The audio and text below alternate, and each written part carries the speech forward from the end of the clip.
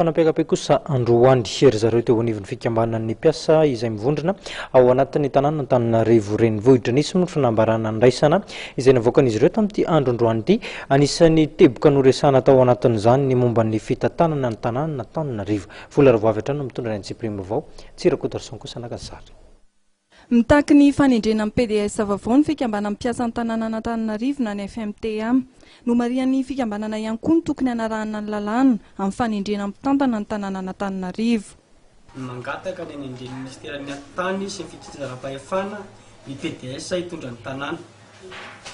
Dia ny faharoa raha ny lalàna no jerevana dia tokony anankitelo ny PDS tendrena.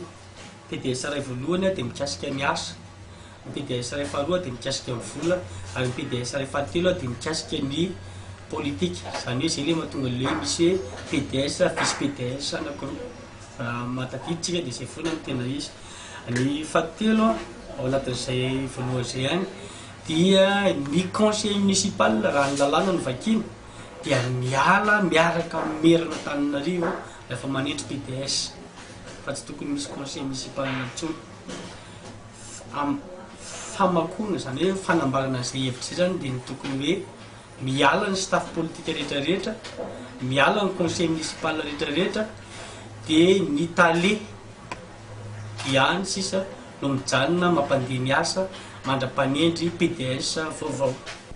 Mangataka ny tompona andraikitra mahefa ny tokony anara-maso akaiky ny fampidiram-bola amin'ny commune Antananarivo renivohitra izy ireo. Mangataka ny tompona andraikitra mahefa eto amin'ny tany sy ny fanjakana izay hijery akaiky ny fampidiram-bola ny tanàna Antananarivo. Ohatra ny parking miditra marina aty an-tanàna Antananarivo ireny parking privé ireny. Ohatra ny kianjana Tsonjombe mbola anay vely isahany izy satria io anisany mampiditra vola ho an'ny tanàna Antananarivo andafana ny karamanay.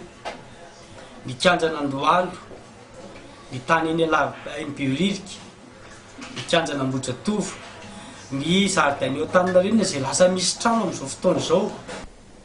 Anisan'ny taraina ny mpiasan'ny commune ihany koa ny mamparisarisan'ny sosialin'ny mpiasan'ny commune, ary ao ihany koa ny tsy mbola nahazon'izy ireo ny karama volana Novambra.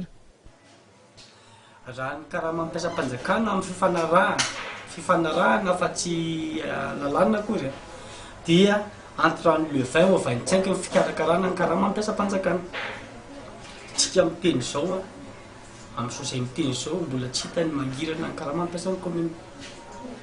Zao maly misy mpiasa maty, afaka makeny nosopatrany ianareo fa misy mpiasa maty maly tsy fiananany vola mity fanafody ve sa tsy fananany vola mity sakafo, fa afaka makoma amin'ny be masina dia atao manambara izy raha ohatra misy fanafody hitsabona ny mpiasa fa tsisy fanafody koa ary na fitaovana iasana na stylo iasana ny mpiasan'ny commune azy tsisy.